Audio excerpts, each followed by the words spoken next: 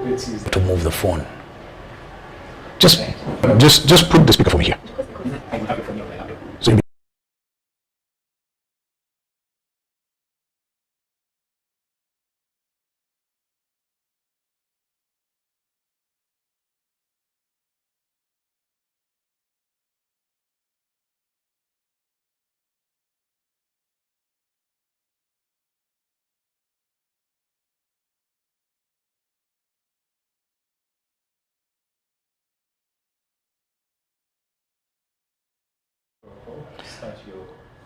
good evening, everyone listening to me. It's nice to have you. It's a cool Friday evening in Kampala. Everything you'd wish for is there, especially the coffee, which reminds me I had to pour myself a cup of coffee. As you know, this is the time when I get to do my mentoring session, and it therefore means that it's coffee with Robert Kabushenga right now, and the subject we're going to be discussing this evening is how to reinvent yourself. Why is that interesting for me? It's interesting because one of the followers yesterday, and she's on Twitter, she calls herself Caroline 2 Cents, challenged me. She said, one of these sessions you should dedicate it to talking about reinventing yourself, because she says that she's observed how I have done this since I left my last job, and she thinks I've done a fantastic job of it. I don't know, but it seems a good enough subject for me to talk about. So I will take you through it this evening, because I think that reinvention is one of those things that every one of us should be able to do. You actually owe it to yourself to reinvent every time things change and circumstances are no longer the same. So I'm happy to have you. I look forward to a fantastic conversation and engagement with you. And if you have any questions, I'll be very, very happy to answer them. I know that last week was really intense when I had my friend Daniel Kalinaki here. This week I'm on my own, so you're stuck with me. You have no choice. And by the way, by now, most of you should be home because it's curfew time, in case I had forgotten. So it's curfew time. So you should be at home doing only one thing, having coffee with me. But first, the first time somebody observed the whole reinvention thing and me was not with Caroline 2 Cents. It was actually Simon Kasiate who first made this observation when he came to interview me at the farm. And I thought, maybe let Simon have his say before we start. So for those of you who are on Zoom and YouTube, you are very welcome. This is going to play for you live. And for the guys on Spaces, we've worked out how to share our audio with you. That's why I was playing music for you earlier. Things have improved and gone up, so you don't have to endure the silence. But even you will get to hear what Simon Kasiate had to say about my reinvention. Desert Island Discs. Welcome to this edition of Desert Island Discs, your number one personality profile program. And yes, tonight on the program, an incredible atmosphere from a distinguished gentleman that has distinguished himself in personifying what we would want to term the amoeba effect, where you're able to morph and fit in the environment where you find yourself, whether by design or by accident. From a high-flying corporate office to now tilling the land and making the best benefits out of it, if for nothing else, give us a wonderful cup of coffee, is Robert Kabushenga. Welcome to the program. Thank you. Thank you for having me. And I think we need to tell our listeners that this is the third time I am doing this show. Thankfully, it's with three completely different people, totally different personalities. First, and at different times, because I first did it, I think, in 96, I think, with William. What were you then? You can't believe what I was trying to do. I had just acquired, with some friends, we had acquired the license to do Miss Uganda. So I needed the license to do Miss Uganda, or? In order for you to do Miss Uganda, you had to be licensed. I understand all that, Robert. My sister was Miss Uganda. Oh, yeah, but I want to say how you, Robert, Organize, not do, organize. Okay. And your interest here was in the event The event, the money. Or the people? No.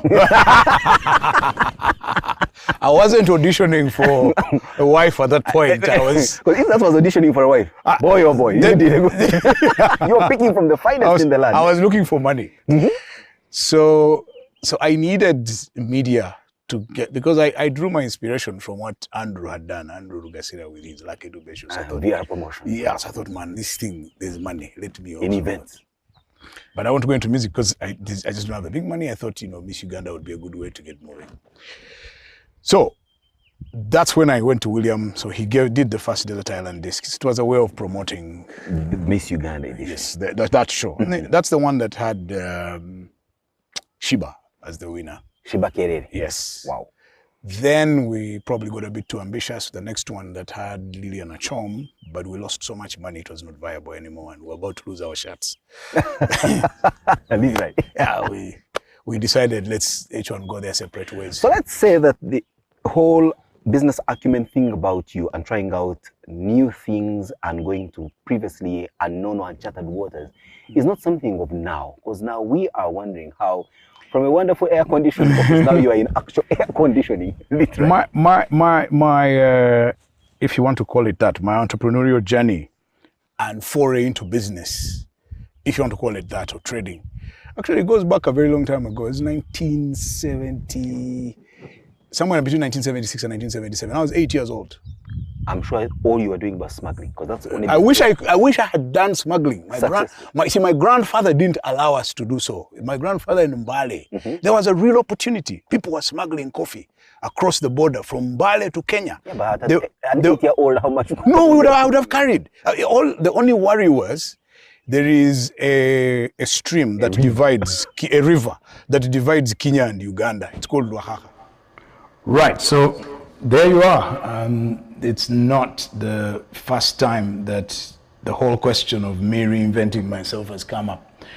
But maybe before we get into the whole subject of reinvention, let me just say this, that you've got to know, before we even discuss reinvention, you've got to know one important principle of life. Change will happen. And change will happen to you.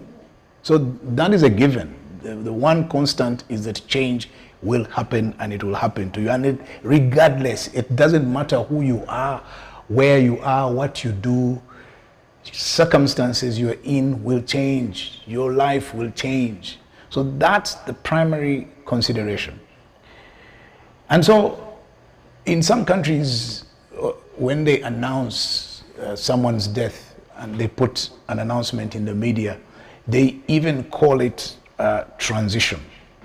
So if you really want to know that change is inevitable, the most thing that is certain is that you will die. That's a fact. So that should show you that you must expect that change will happen. One day you're a human being, the next day you are a dead body.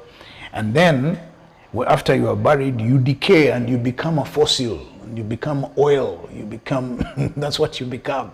So change is the one constant, whether we are alive or dead, it's the one thing. We keep going through this change. And I am bothering to go through this as a primary setup because the whole reinvention question is pretty much a deliberate response to changed circumstances.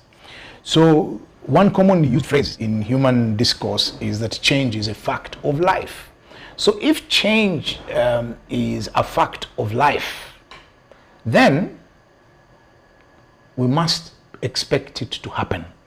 And one of the ways in which you deal with change or you respond to change is to reinvent yourself. Other people respond to change differently. Some don't accept it. Some continue to behave as if life is still the same.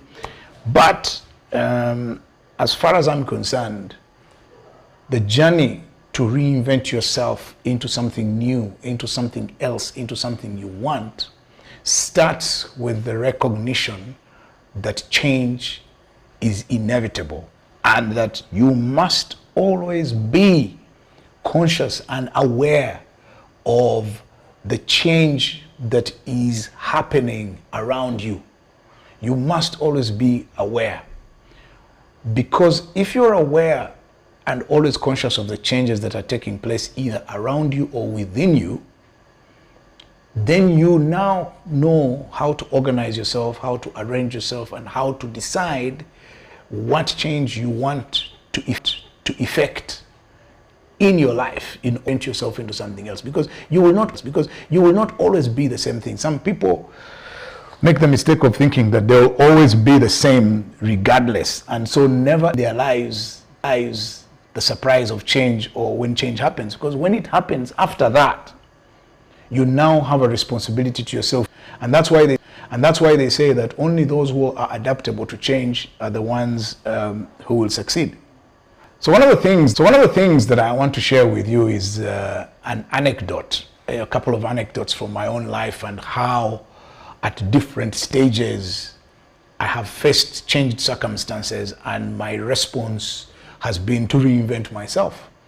And reinventing yourself is not something you're going to do over distance. You're not going to wake up today and say, I have stopped being a bully and I am now going to be the nicest guy in town. No, that takes a human readjustment. The change that happens takes a while.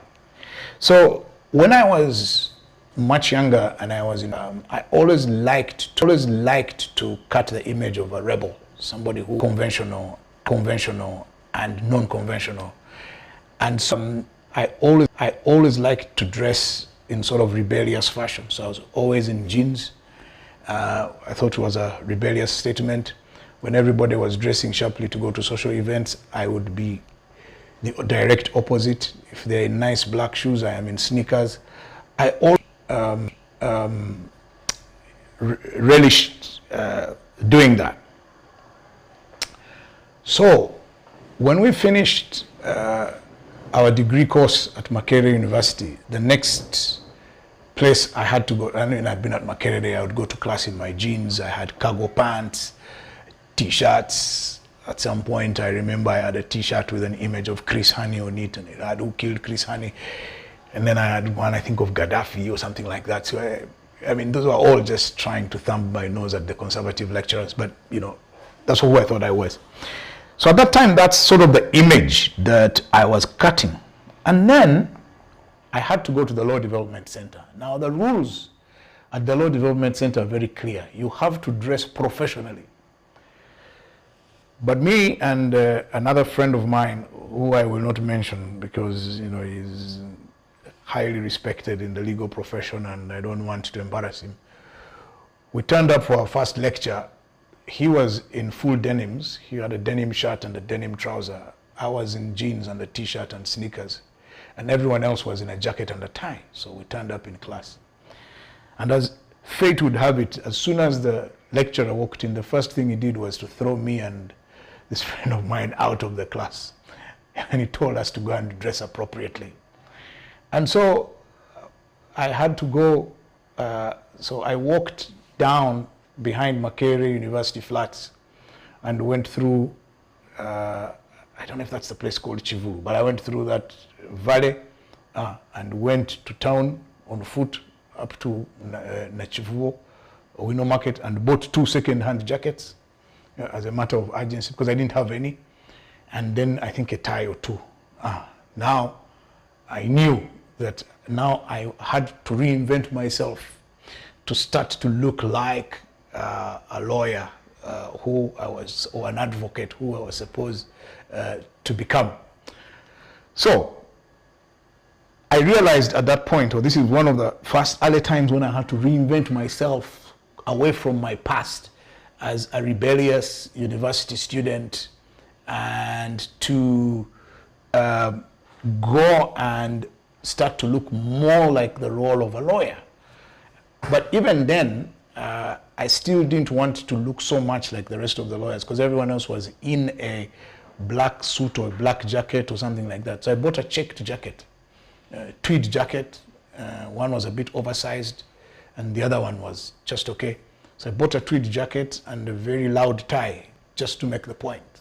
But that's how I wanted to be perceived. So I was reinventing myself while still maintaining what I thought was important for me, to look unique.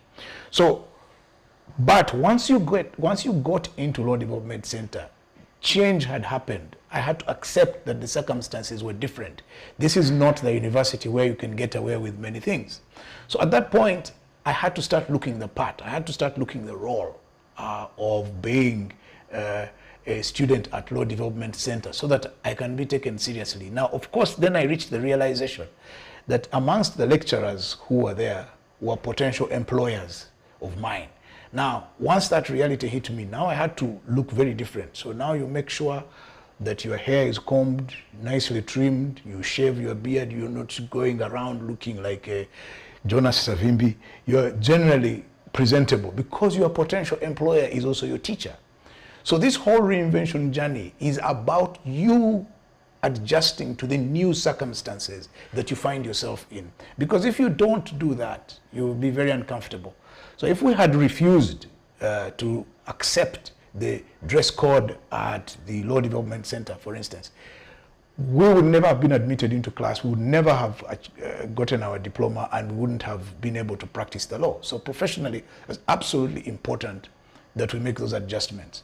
And so that reinvention, away from looking like the rebellious university student to an aspiring advocate and looking the part, was absolutely important.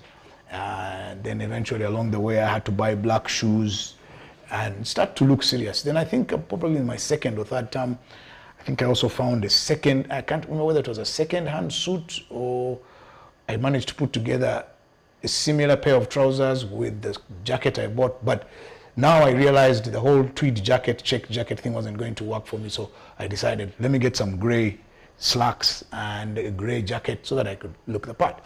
So things had changed. And then I came into the work life, and at that point, one of the things that was important for me was to look like a successful socialite, as they call them. So now there, the key thing is to be seen in all the places that were considered happening places, and to be one of the people that makes the social life of Kampala alive. And so now again there, I was reinventing myself into, you know, what I thought or believed then to be the indicators of a high-flying socialite. You know, you make sure you are in all the social places, you know what is happening, you know the new places and all of that. So that becomes important. So now to reinvent myself away from a student into what I thought was a corporate life. So then, but that, you know, was a bit of a riot.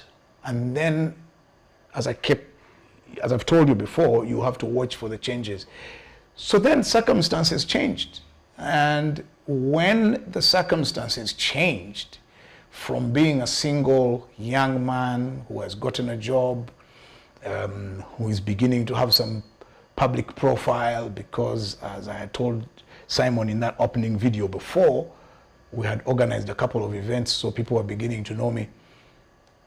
Now, the next thing was, so now I got this job which was serious, and I had to show that I was a serious person who could be trusted with responsibility.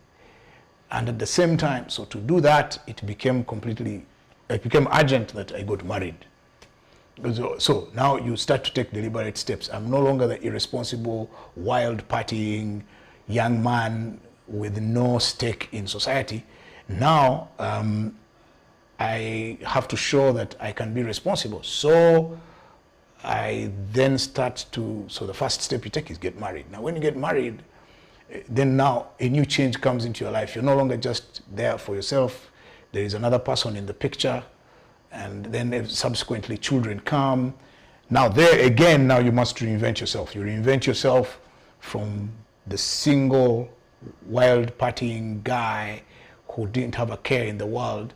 Now you must show that you're a responsible man with a wife and who has children, and you must be seen like that. So now then again, you know, you change your image. Now you start wearing long-sleeved shirts with a tie and proper shoes, and occasionally you can put on a full suit and so on. Then the career also grew. Now, as the career grew, you can't continue to project the image that somehow you are still the other type of guy. So you must change your image to suit the new responsibilities that you have, but also your behavior and the things you're interested in and the things that you do.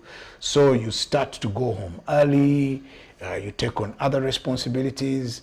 I have my really good friends, for them, they started playing golf so that they can be seen as serious executives and people who are serious in society and so on. So the whole thing, so the changes that were taking place that I was finding myself in, I was interacting with people who had serious responsibility. If I wanted them to take me seriously, I had to reposition myself. I had to change my image. So as you can tell, this consciousness about the change and taking deliberate steps to reinvent myself is something that was consciously done. So even you sitting wherever you're sitting, you must know that reinvention or change is not going to happen to you in the manner you want without your participation.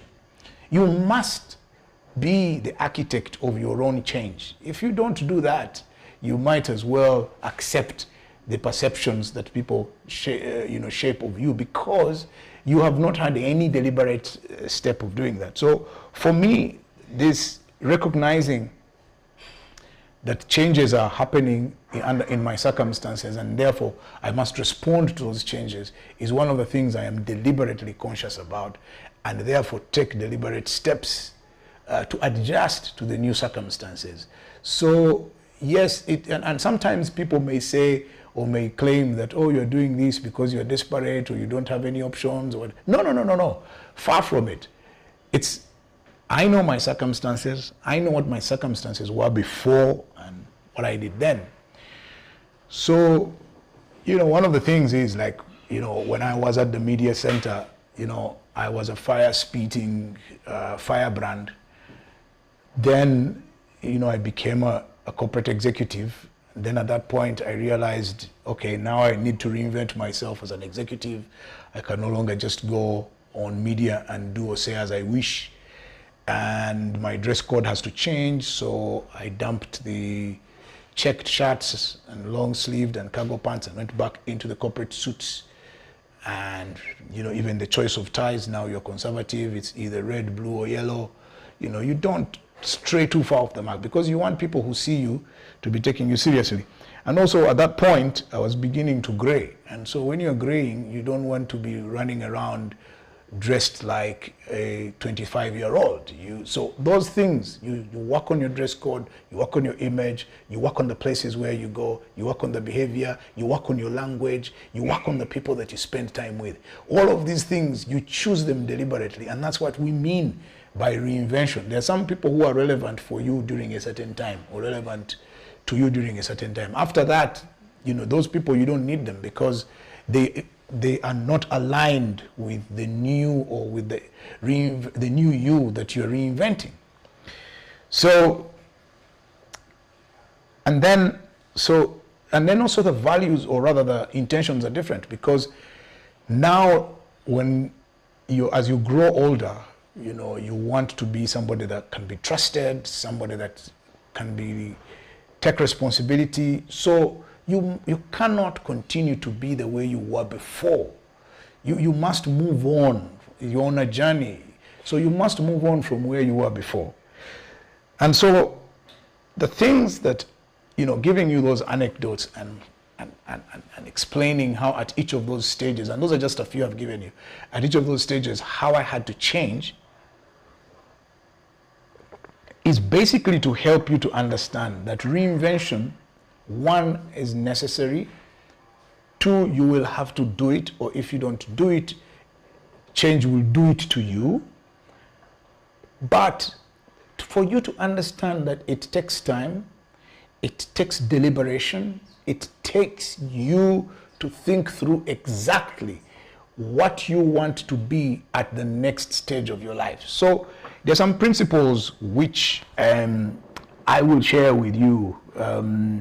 And let me just note that the person who challenged me to do the topic today, Caroline's 2 cents, you have, I can see you on the spaces, and so wherever you are in the world, just stand up for recognition. Just show me that you can hear what I am talking about, so that at least that you have learned from, or you'll pick up 1 or 2 principles.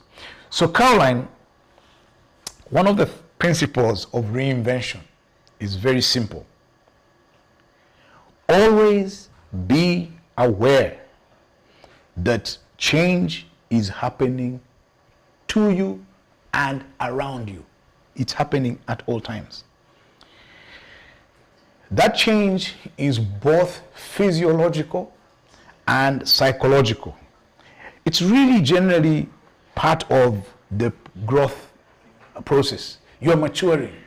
And that is why if you go back and look at my pictures from 25 years ago, I was much leaner than I am. I had jet black hair.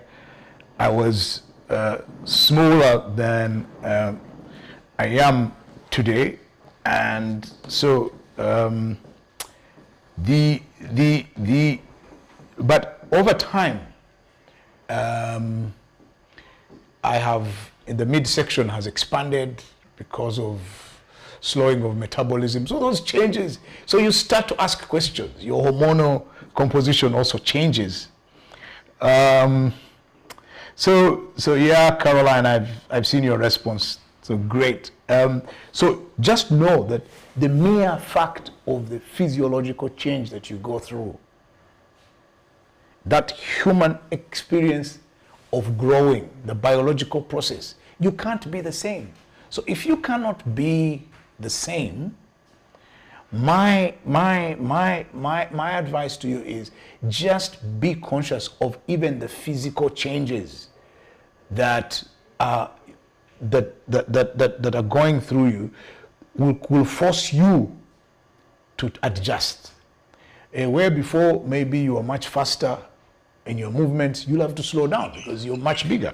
Hey, Robert. Yes, Tony. Sorry to interrupt you, but I have so many people DMing me, telling me your sound on Spaces is a little bit low. Well, it's not a little bit; it's really bad.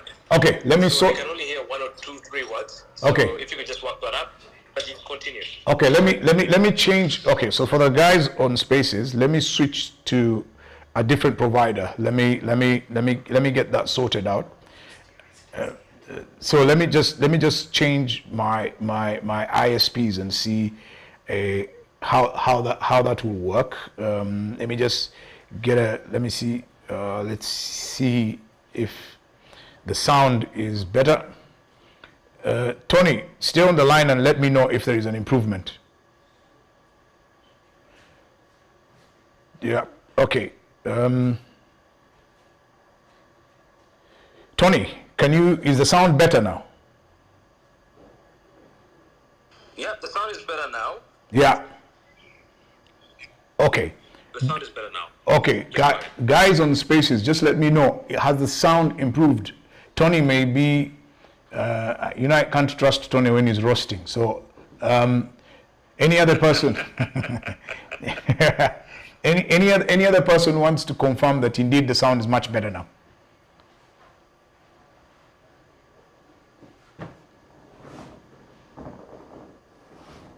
Let's see. Okay, David Kanje, has the sound, give me a sign that the sound has improved.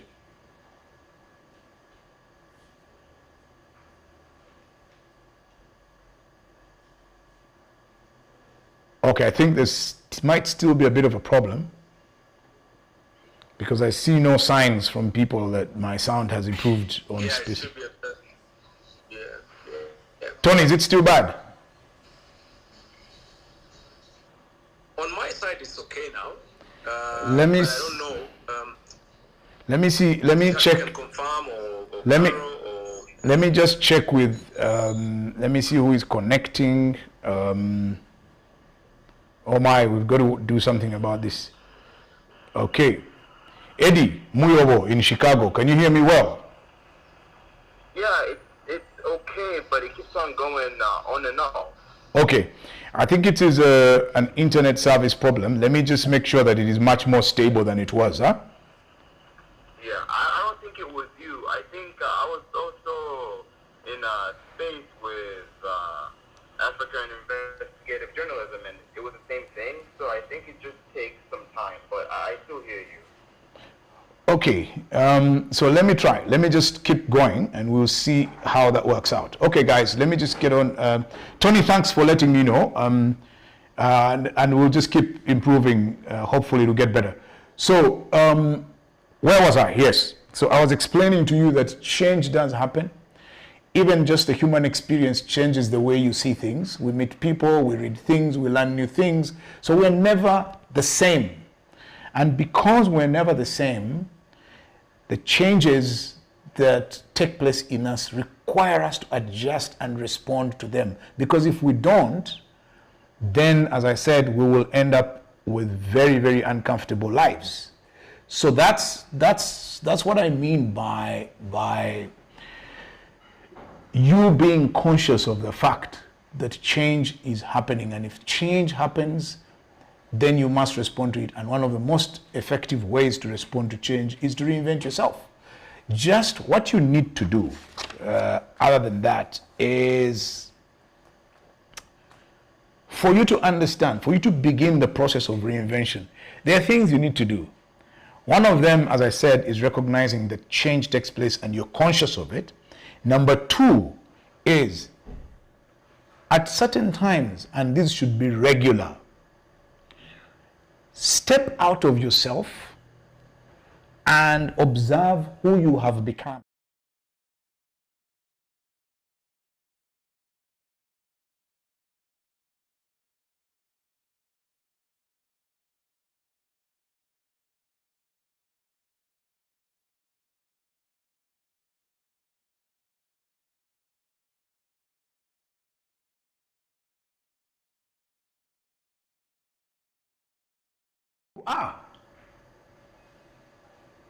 What are the roots? What are the things you did? How did you get there? If you don't like what you see, what do you need to fix? You must take a hard look at yourself and your life. Say, I'm looking at my life now. These are the things that happen. You're now an external observer. What is it that has changed? Is it good or bad? If it is good, what led me there and how can I build on it? If it is bad, what led me to this bad situation and what is it that I can change about it, because I don't want to go back to being that. Case in point, people who have addictions and are trying to break them, that's the classic case of reinvention. They look at themselves, they see what they've become, and they don't like what they see. And because they don't like what they see, they try and break the addiction. So they try to live whatever it is that they're addicted to. And that change takes a very long time and it's a big struggle. Then there are those who look at what they've become physiologically and they don't like what they see. So they start to do something about it. They start working out, they go on diets, they start running, they do all sorts of things to try and get back into shape. So that also is a case of reinvention, and you guys are always doing it. So there's nothing really magical or miraculous about what I do. It is just that I am able to stand back, get out of myself occasionally, and those occasionally are fairly, critical times, and say, what has happened to me? Who have I become? Do I like what I have become? Is what I was before still what I want to be? And if it's not what I want to be, what do I want to be next? Which is the other important principle. In the reinvention process, you must be very clear what you want to become. What do you want to become? And once you know what you want to become, then and only then can you start to figure out which ways to become that. You must work out how you want the rest of the world to see and know that you are becoming that which you want to become. You choose your methods deliberately. So when you do something, it is because you are communicating a change that you are effecting about yourself. That is the reinvention. If people notice it, then it's feedback to you that you're successful. If people don't notice that you've changed yourself, then you know that you're not succeeding. And therefore, you need to go back to the drawing board. But the most important thing is know what you want to become. That becomes your lighthouse. It becomes your direction. It becomes the way, the place you want to go. It becomes your destination. And then you select the things that you want to do in order to get there. And also, you need to check, when you're becoming, is it authentic? Or are you masking something? Are you pretending? Are you trying to cut an image, but when actually you're not? And people can see through all of that stuff. People are very observant. So just make sure that what you want to become and the process of becoming what it is you want to become leads you to an authentic outcome. If it doesn't lead you to an authentic outcome, people will see through it and they will not accept it. And if they don't accept it, you're wasting your time. And they will all know that all you're doing, you're just pretending. The other point, of course, about this is you don't have to have only one thing that you want to become. You can want to be many things, many different things. For instance, you may want to be trim, you may want to become light-skinned, you may want to also speak like a British person. So you go about those changes. Those are many different things. So you now pursue them differently. And the thing about them is that you keep trying which one is it that will become more successful. And then you pursue those. And then if it's what you really like and you're comfortable in your skin with it, by all means, proceed. Go ahead with it. But just know that you're not tied down to wanting to become only that one thing. The most important thing is to be clear what it is that you think you want to become. And that's important. And try, keep checking, keep trying, and listen to the feedback. People will tell you. The worst thing is if you don't get any feedback and nobody notices that you're trying to do changes. Because if they don't, then you know that you're wasting time. Now, in that exercise, there will be people that you can rely on to help you in this process. You need to identify them. Who are they? Who are the people who are helpful? Are they mentors? Are they role models? Are they friends? Are they family members? Who are they? Those people need to help you along the journey. It may be, for instance, that you now want to cut the image of a very happy family man, in which case you're going to need your wife and your children to help you achieve that reinvention away from the person who was too busy to be seen as a family man. So, or you want to be seen as a high-flying executive who is successful, then you're going to need your team members, because working with them is important for you to be seen as such. If you want to change your appearance and become lighter skinned than you were before, you're going to need your cosmetologist to help you with that. I mean, we all, every day we reinvent ourselves. Some of you wear very strong makeup, the rest of us go and have a clean shave. Whatever it is, just know that the reinvention journey is going to involve other people. Who are these other people? Even just to be associated with other people to show that you've changed company. So identify them. Will they help you along the way? Are they helpful people? So that you know how to work with them. And then, what are the support mechanisms that you're going to need in this reinvention journey? Do you need the use of technology? Do you understand it? How can you use it? How can it help you? Or it might be that you need money, because you need money maybe to dress in a particular way, to cut a particular image. So just ask yourself, what are the other support mechanisms that I can employ to help me to reinvent myself? That, in my view, is absolutely an important element of reinvention, because The mechanisms and the people is what gets you on the journey to reinvention. As I said, if you're going to need, for instance, to do skin lightening, then you're going to need somebody who knows where the most effective skin lightening chemicals are and how they'll be applied, and then they can be applied uniformly, and so on and so forth. So all of this stuff, if you're reinventing yourself, you've figured out what it is you want to become, what it is that you know, and how you want to go, you know, which people will help you to go to achieve that. Now you need the means. So you've made that journey. What next? You need to have an open mind. Why do you need to have an open mind? Because an open mind, you learn the new things you need to know to go in the new direction. You may need new friends. You may need to meet new people. When you meet the new people then help you to change. The thing about meeting new people and opening up to them requires you to have an open mind and to accept that the new people will know better than you. So, do you have an open mind? Do you learn? Are you teachable? Can you unlearn certain things?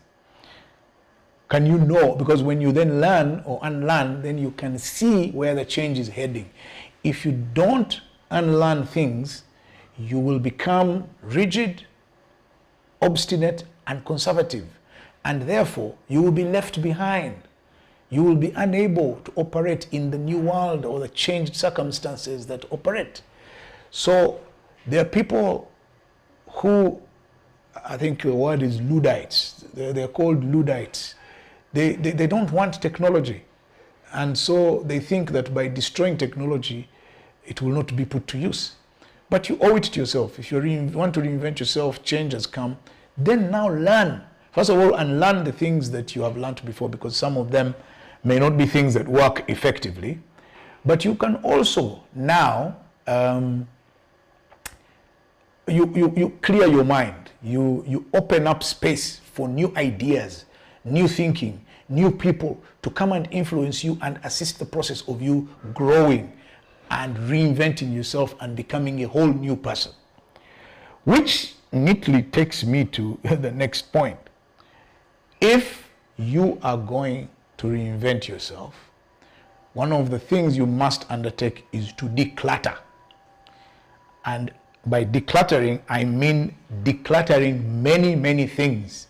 The first place you need to declutter is your mind.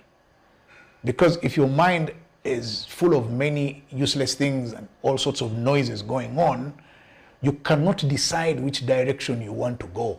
So you need to declutter your mind completely. Dump out stuff you don't need. Stop consuming media you don't need. Stop getting involved in conversations that are absolutely unnecessary. So you need to declutter your mind and clear it of the past, clear it of resentments, clear it of prejudice, clear it of all sorts of things. Then, with a clear mind, you can now look at the direction you want to go clearly. Do I want to go this way or do I want to go that way? Otherwise, if your mind is cluttered, then you're going to drift into a direction without thinking clearly which direction you want to go. And the related issue which can help you to do that is to do a physical decluttering. Yes, there are some things which you liked 20 years ago. Why are you still keeping shoes from 20 years ago? Why do you still have clothes that don't fit you from 20 years ago? Why are you still keeping newspapers from 20 years ago? Why are things hanging around? You don't use them, you don't need them, they're from your past. Dump them. Avoid them. Dump them, because then, as they say in traveling and on a journey, you will travel light. You are now ready to enter this new world where you don't need these things. And anyway, 3/4 of these things are out of fashion, or you will never be able to use them again. If you feel that you need them for sentimental reasons, then find a place which you can name as your museum. Then take all those things there and just put them there, and maybe you'll be able to show your daughter that that was your wedding dress. And trust me, she will exclaim how you fitted in it. But that's the way things are. So the decluttering is both in your mind and in your physical space.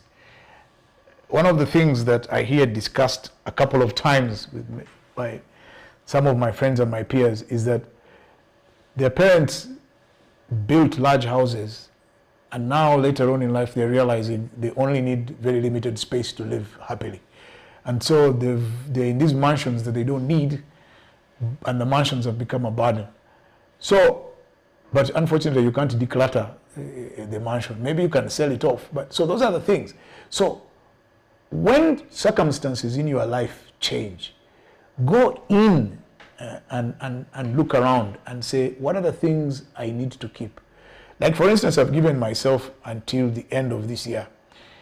If by the end of this year certain things don't happen, one of the items in my life that's going out of the window is my neckties. They will go, because I don't need, those days I used to wear a necktie every day, and it was important for me to wear a necktie of a different color and so on. Now, I'll probably wear a necktie like once in maybe 7 months. So why should I keep them? Because if I wear a necktie once in 7 months, it is, if I wear a necktie once in 7 months, the likelihood is if I wore the blue tie today, the next 7 months I wore the red one, you will never know. So maybe all I need is 3 ties. Forget about it. The thing I did with my suits is by the time I left, I had thankfully already decluttered them, so I have 2. So that one will not be a problem, because you guys may never remember when I last wore the gray one or the blue one. So declutter. A good place in terms of physical items to start is decluttering your wardrobe. Remove the stuff, then go to your desk. You don't need all the papers that are in your place. You get rid of them. Throw them away if you don't need them. Burn them. Because if there is sentimental value, as I said, set up, you set up a museum and you put your items there and you put a label on it. This one, I wore it from 1993 to 1997. I was 21. This one, I wore like that. Otherwise, get rid of the stuff. Travel light. Clear up your spaces, both mental and physical spaces. That allows you the room and the space to think of what you want to become, and then to redo what you want to become. It might be that where before you had a sofa set, you may end up having just one chair. So if you don't remove the stuff, then you'll never think about the changes that you need to make. So that's in terms of decluttering. Now, the other thing that you need to do as you go through the journey of reinvention is have a discussion with yourself.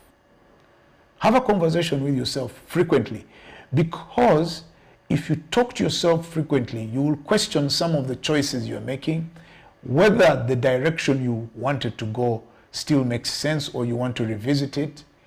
And you can what it will do for you is, you will be able to assess along this journey, or even before, what were your successes, what were your victories, what are your challenges, what are what are the improvements you need to make, have there been any changes to the things that you hold dear. And for me, this is important, because for the reinvention process to take place, you need to have your priorities and your values, because that will inform things that you can't compromise on, even as you're making your changes. For some people, it's their spiritual life. For some people, it's family, others, depending. Just know that in the process of reinvention, you must know what your priorities are at that material time. Your priorities maybe 5-10 years ago were not what they are today, or maybe they still be the same, but something else has changed. So when you talk to yourself, when you have these conversations with yourself, and they may come in the form of a diary, or in the form of a journal, or in the form of whatever it is, whatever method you use to talk to yourself, talk to yourself. You say to yourself, I want to change like this. This is the journey, but I'm finding this challenging. I don't know how many of you used to watch something, long ago. There was something we used to watch called Big Brother, and guys used to have the diary session, and they would go into a room and they would talk to a camera, and then some voice would ask them this, then the guy, oh, my life has been like this, my life. So you go and have your own Big Brother session, sit in your room, talk to yourself and say, okay, I've set out on a journey to stop alcohol or to lose weight or to become light-skinned. But I have become light-skinned, but my fingers have refused. And the knees have also insisted on remaining black. So what do I need to do? So have a conversation. What is this journey looking like of reinvention? Is it the thing that you had wanted to do, or maybe you now want to change your mind and go in a completely different direction? So that's another element. Then one of the things is that sometimes you may not even be too sure, or what it is you want to become may take a little longer. In the interim, find an activity or something that you do that keeps you going and may deliver you to the next stage of the journey that you want to become. So, Caroline, 2 cents, you challenged me on this, and I'll explain that, yes, there is a direction I am trying to go. And what I'm doing now, for instance, with the mentoring sessions, is part of the interim process of the beginning to move in that direction. I am not yet clear about, there are many options that I'm looking at, but this one seems to be working now. So you may have to do things like, interim things. So for instance, so I've given you my example, but let's look at people who want to stop smoking. People who want to stop smoking then have interim things that they do to help them, deliver them to post their addiction. Some of them, or even other people with other addictions, some are taken to rehabs, and then when in rehab, they are then introduced to new things that help them in the process of changing, because this change can, in most cases, be very uncomfortable. So you need to have things that you do that help you to stay the course, or to figure out, you're doing them and they're keeping you busy as you figure out which direction you're going. So don't, even if you're not now on the specific path that you want to go, have at least something that keeps you busy. So I'm spending quite a bit of time on the whole mentoring exercise. I am deeply involved with activities at my farm. But in my mind, I also have a picture of, what I want to become. So maybe the things I'm doing now, my analysis is that they will deliver me to where I want to be. So my point in this is that don't be in a void, sitting and waiting for what will happen next. Find some kind of purgatory where you can exist but busy, hoping that it will be the one way or the other, something that keeps you busy. Otherwise, if you don't have that, not only will the reinvention fail, you will be tempted to hang on to past glory and to things that you thought made you what you were in the past. And that way you never really actually move. Then, it's important, as you want to set off on this reinvention exercise, figure out what are your strengths, because that's also part of getting out of yourself and look at what are the things, what are your strengths, as I said, what is it that matters to you, what are your values. These are the things that will inform that you become what you become. It will inform the choices that will make you become what you want to become. In other words, what are your principles? And if you have them, then those are very helpful in the reinvention process. Then you must know when and where to start with the reinvention process. Have a starting point. Today I was here. Now I need to change myself.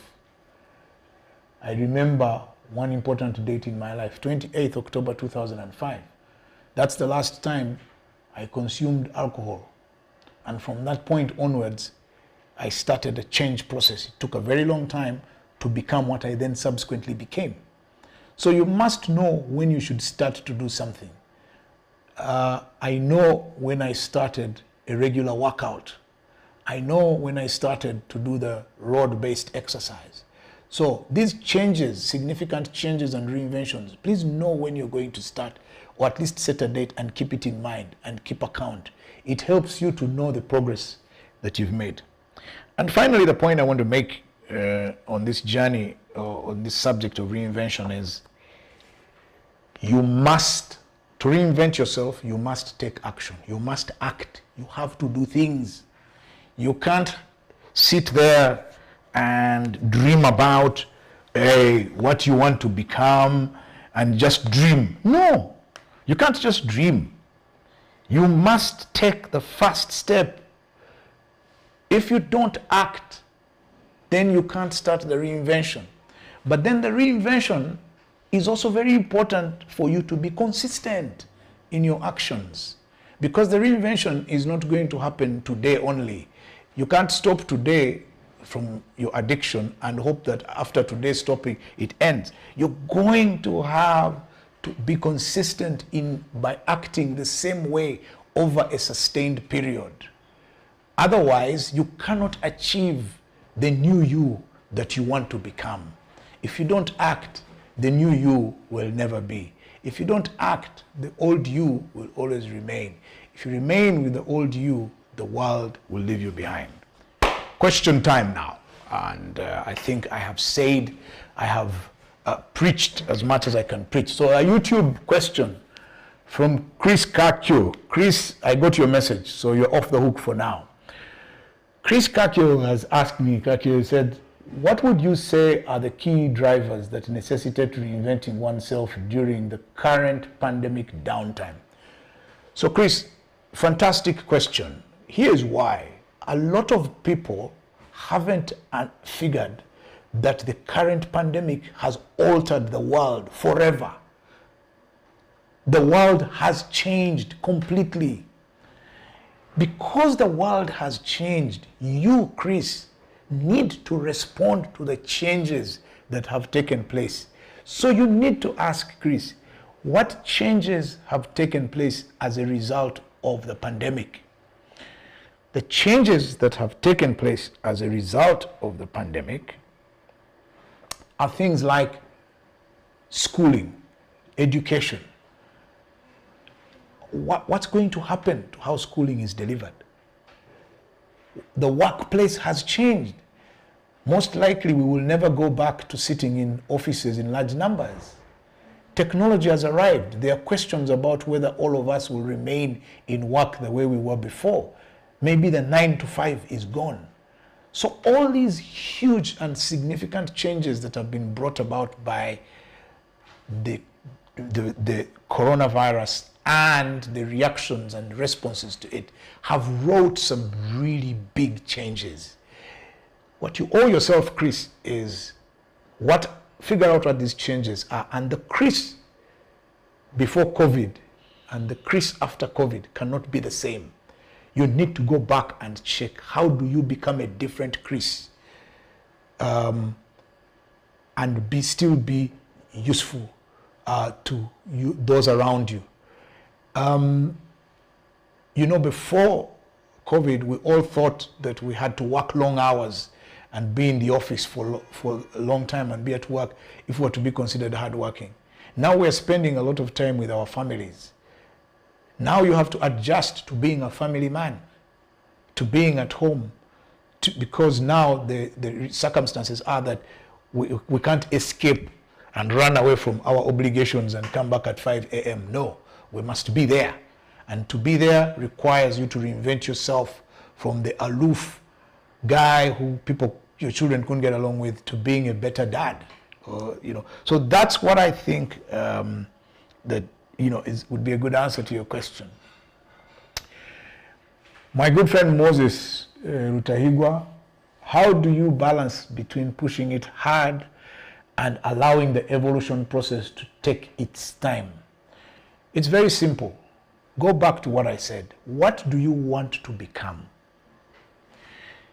Do you have control over the whole process, or are some of the other factors with other people? So let us say, for instance, that I want to become the most famous YouTuber in Uganda. Now, There are things I have control over on YouTube. I can come and be in front of a camera, I'll set up a channel. But whether I will get subscribers is not up to me. So now you've got to figure out, do you push hard? In other words, go and advertise and hound everybody to subscribe, or do you let it grow organically based on the value that you deliver? So it depends on what you have decided you want and the methods by which you're going to go after it. Because also, if you let the evolution process do it for you, then you are surrendering your power and yourself to the evolution process. That's what it means. So my answer to you, therefore, is figure out which parts you don't control and those you leave to the process. Then those that you control, you can push hard to accelerate and get to your destination quickly. How David Mwanguzi from Zoom, how best does one multitask or diversify without compromising results? My answer to you is very simple. Forget multitasking. Focus. Focus, focus, focus on what is in front of you at this time. So you can imagine if I was here sitting and talking about reinventing yourself, and then at the same time I am reading a book, and at the same time I am talking on the phone. That's multitasking. So how would that be helpful to you? Now, how and why that is relevant to our reinvention talk is that if you're multitasking and doing too many things in one direction, you will not get to anywhere. So let me see if I can get in my folks on Spaces to see if they can talk. I hope I can get guys to speak. Oh my God. So I hope the connection works out for me and get people to speak. So let's see. Francis Obo Abo. Francis Obo Abo. You're on now. Try and speak.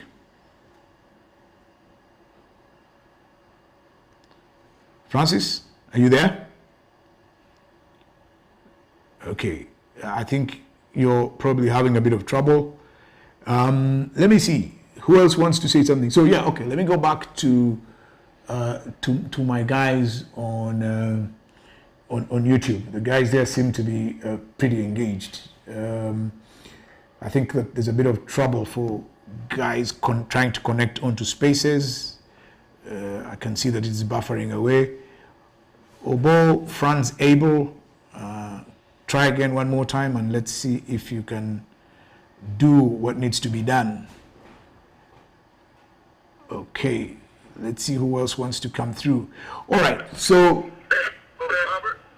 yes, Eddie. Can you hear me? Yes, I can hear you. Yeah, sorry, did you ask a question towards my way? Sorry?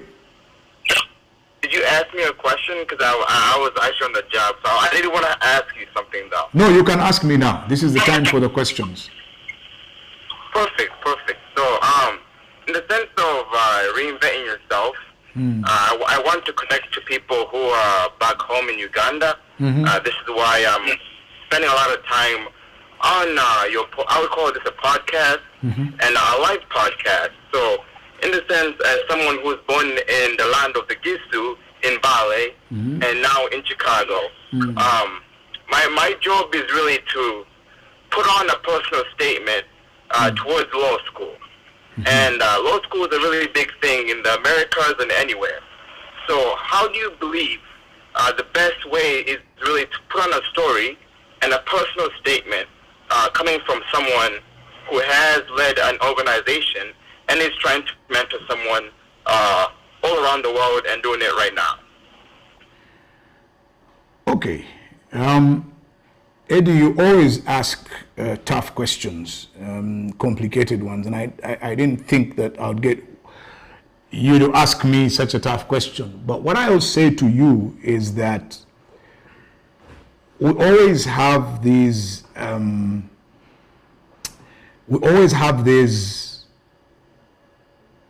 at different points in our lives to reconnect with our origins.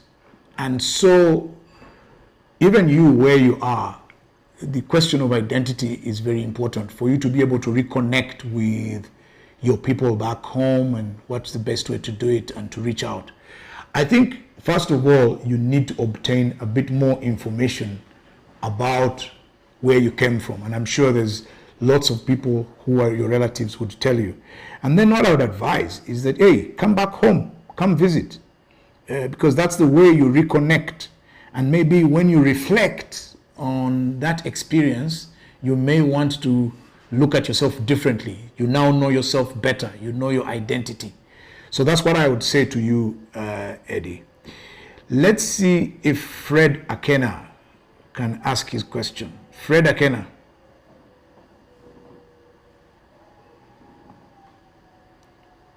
Fred Akena. Okay, I'm losing a lot of speakers because I think that, hey, this internet is just something else. It keeps going off. Okay. So, Owen Bigombe, you're asking me, how do you deal with a mentor whose values you might not agree with? You fire him. Simple. Just fire that mentor. You don't need a mentor whose values you don't agree with. And if that's me, then I know I'm out of a job. Okay. And then there's a question about, somebody is asking me and saying, he's saying, Robert, reinvention is life's transition.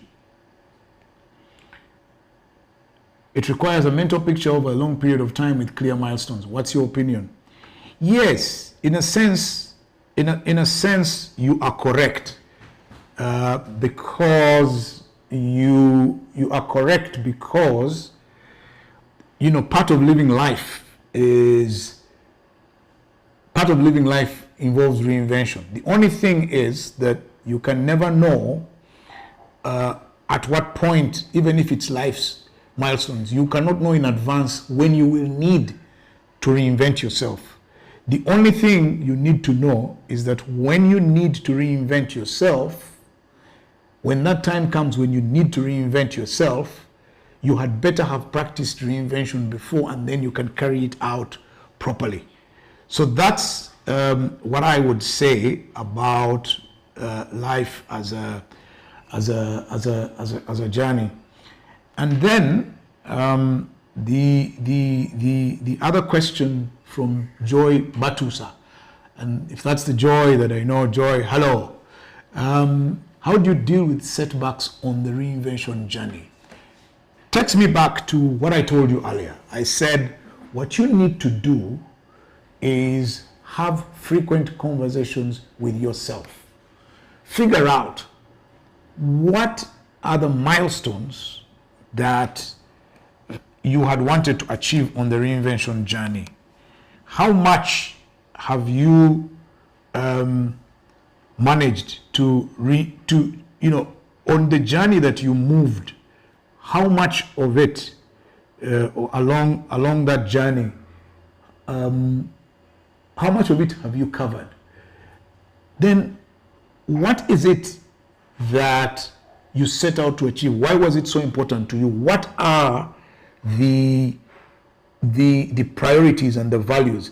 If the process of reinvention is so important to you, then you will fight to stand up again.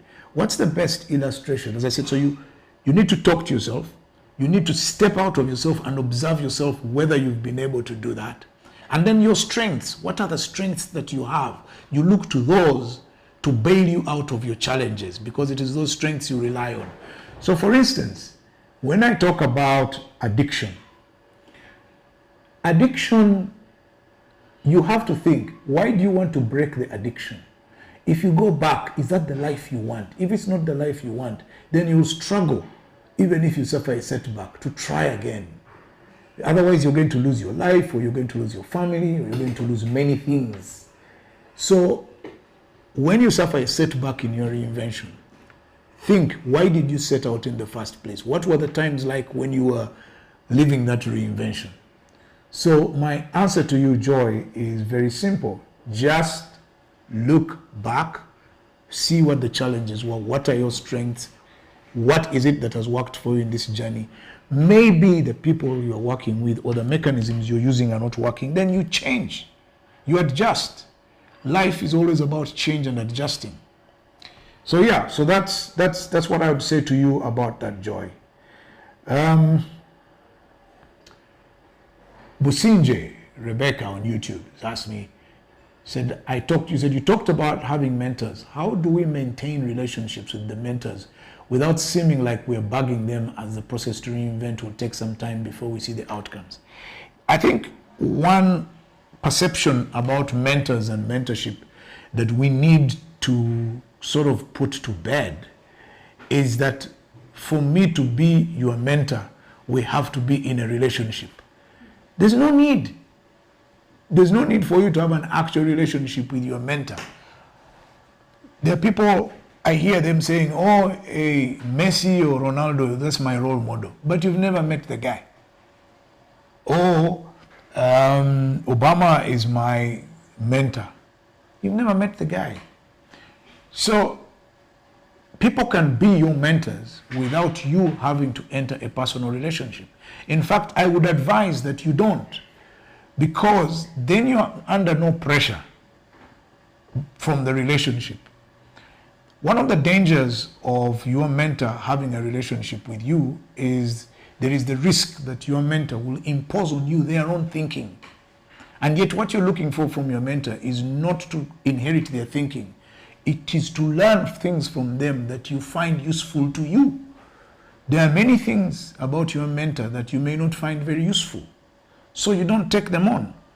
So, and if you enter into a relationship with your mentor, that complicates how you respond to them. So my advice to you is, please don't enter into a relationship with your mentor. Or if you already have a relationship with your mentor, don't let them know that there is mentoring. Yes, there might be a time when you interact with your mentor, and there are some mentoring sessions that involve interaction. But because, as you say, reinvention is a longer process, you may not spend enough time with these people to do that. So really don't invest emotions in these engagements of mentoring. Just be practical about what you're looking for or what you see. If your mentor dresses well, then you can imitate the guy's dressing style. You don't have to tell the person that I'm dressing like you because you're my mentor. Then when you stop dressing like them, they feel offended. So just be sure, what is it that you see about that person? By the way, mentors may not even be alive. They may be long dead. How do they become mentors? Because we read their wisdom. They're able to share their wisdom in the written word. So there it doesn't matter. So my final advice on that is diversify your mentors. Then you will pick reinvention lessons from them. A lot of my lessons on reinvention are lessons that I have seen. I've seen other people from afar reinventing themselves. I have read biographies of people and seen how people have responded to circumstances by reinventing themselves into new people. Some of them including completely making over their images, others just changing with, So please don't be stuck with one person. So Aine Peter, YouTube, thanks Mr. Kabushenga for this. Please throw more light about being authentic in the reinvention process. Yes. What is the purpose of your reinvention? It must be clear. It is you finding yourself in a set of circumstances and deciding to do something about it, which is genuine. It is a genuine exercise of you moving from one part of yourself to another. And I gave the example of addiction. You want to leave that addiction alone and be a better person.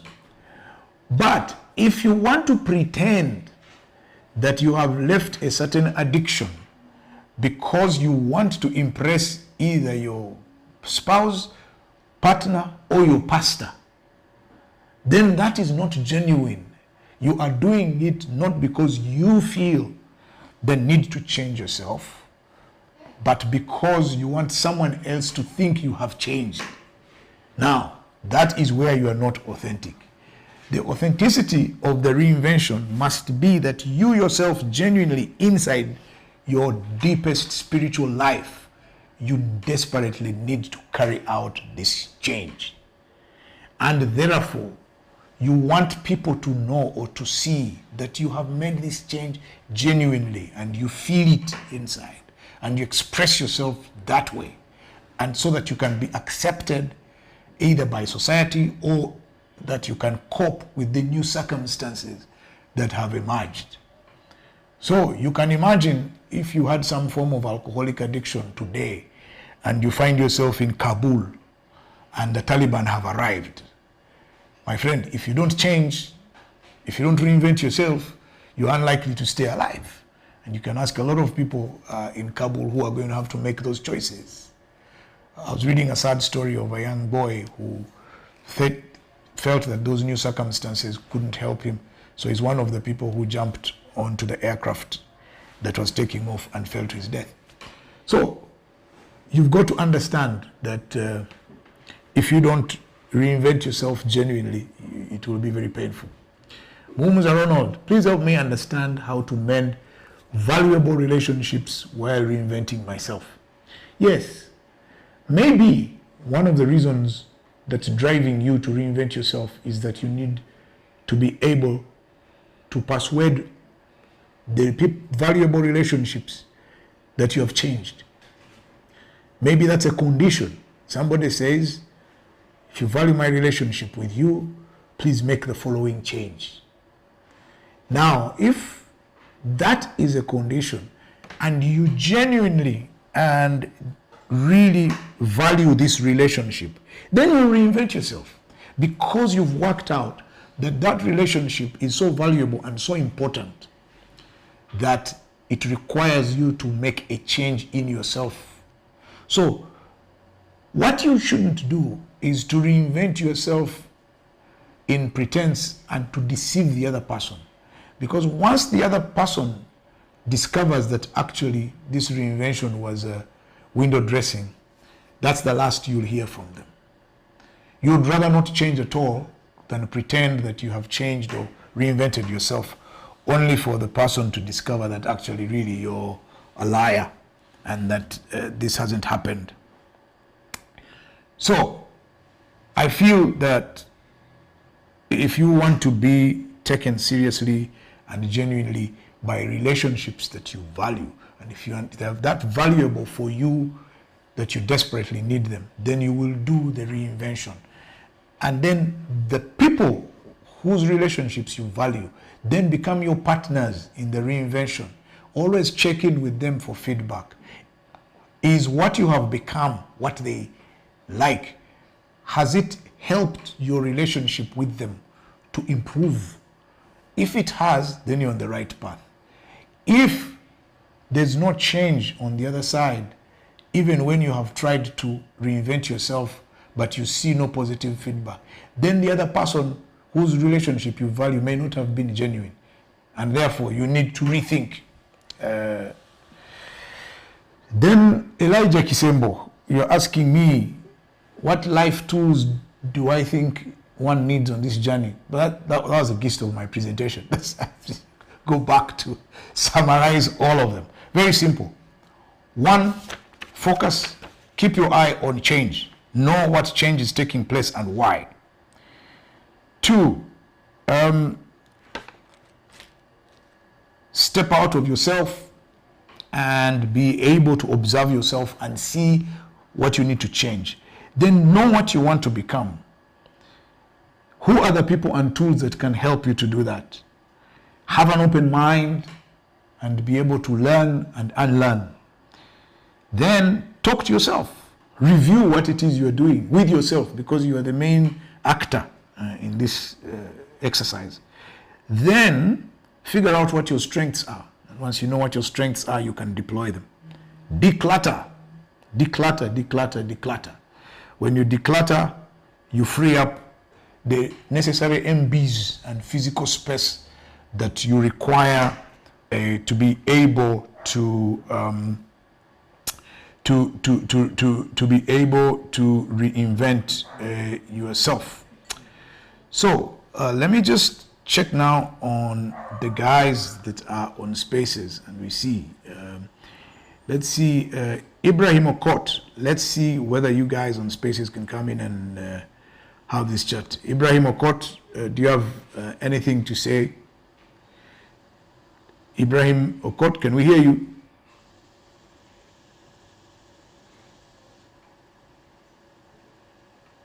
Okay, I think today is the best in terms of the guys on Spaces and questions.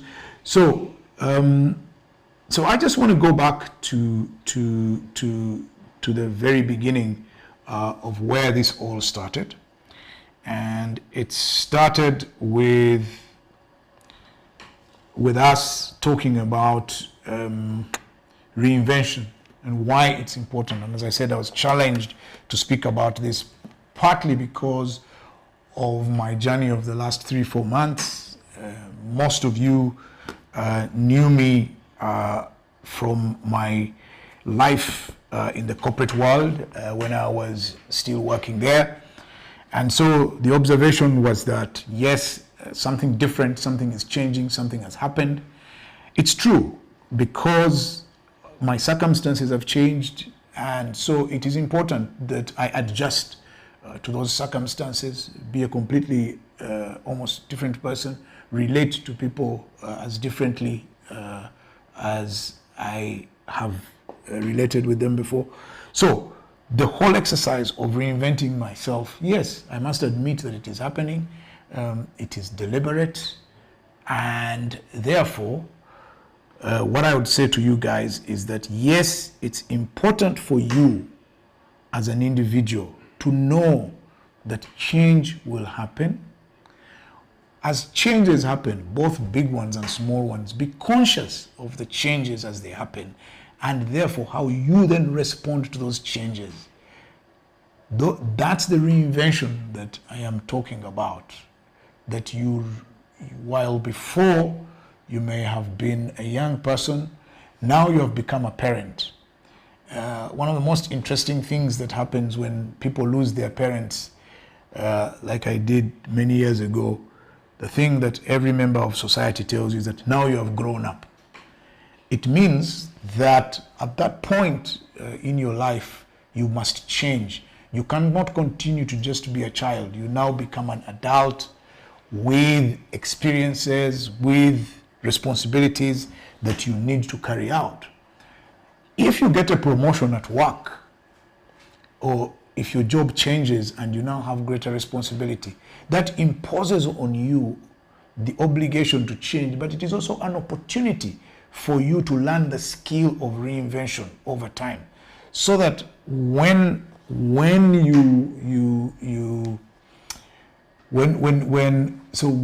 you are faced in future with the need to do the same, it is something that you have practiced many times over. So I have a question, another one that's just come in. It says, as you reinvented yourself, did you experience any nostalgic feelings after spending so many years working on your personal brand? Now, it's a really, really fantastic question, and it gives me an opportunity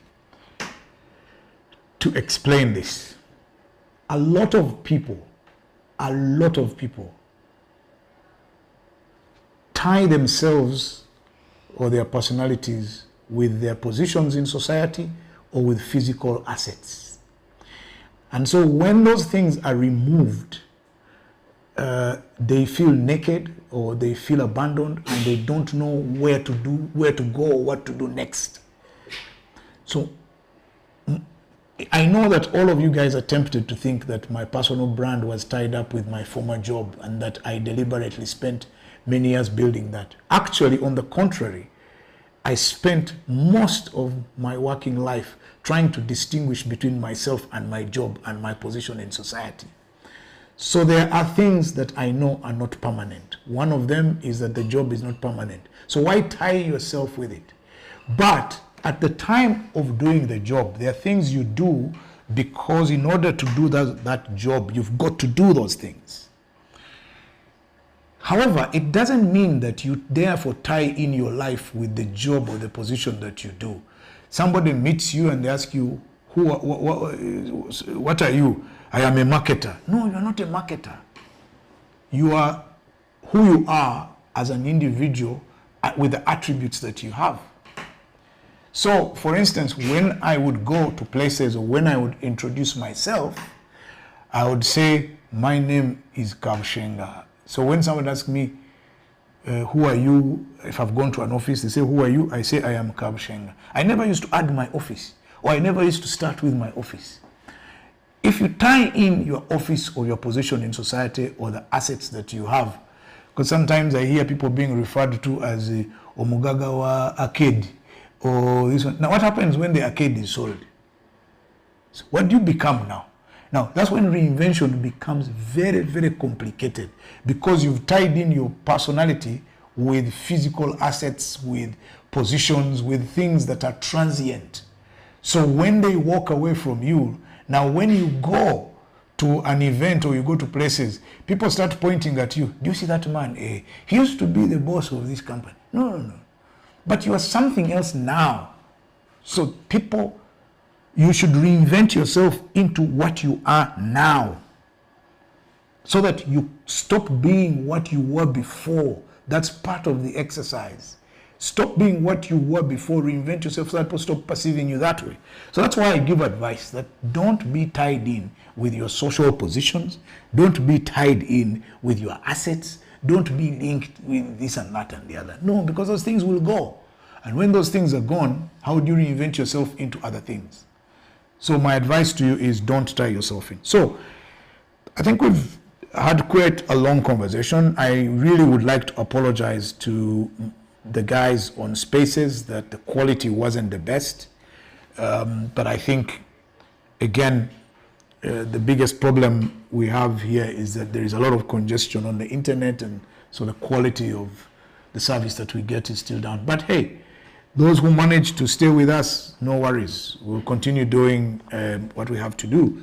The guys on Zoom, thank you very much for joining in and watching and listening to what I had to say. I hope that you've picked up one or two things and it can help your own personal... By the way, maybe one thing I need to emphasize, do not be embarrassed about reinventing yourself. It is a legitimate thing to do. Reinvent yourself. Don't fear that people will laugh at you and say, oh, you can see now he's finished. He's no longer what he used to be. That's why he's doing all these things to remain relevant. Yes, it's important that you remain relevant in the new circumstances. Otherwise, what are you? Or you disappear into oblivion. It is your obligation to yourself to reinvent yourself. Nobody is going to do it for you. Nobody is going to come and pick you up and help you do it. It is up to you, and do it because it is in your interests in the changed circumstances to reinvent yourself. So it's absolutely fine. So if I have given you a few lessons, if you can pick anything from my experiences, the guys on Zoom and the guys on YouTube who are showing off that you have a better service, that's fine. Just go and subscribe and be there. We'll have a lot of stuff coming your way. And my guys on Spaces, as I said, please forgive me, but one of these days we shall have a discussion on how to operate in a poor internet environment, because I think that will be a mentoring session. I'm sure I can have a few lessons to teach you, or bring you people who can teach you how to survive in a poor environment, internet environment situation. So guys, thank you very much. It's been great hanging out with you. Look forward to next week, because again, it looks to me like next week is going to be packed, and most likely I will have an interesting guest for you on Friday if he agrees to come. So thank you very much. Have a good night. I want to thank Solo and Fuji, who handle they're at Apt Media, the guys who handle this session. I mean, I won't be able to do it on my own. I have no clue what the technologies are, but they make me look good. And thank you very much, Solo and Fuji. You're great guys. And Joshua, the guy who is in the background, he's never seen. So thank you very much, and enjoy your weekend.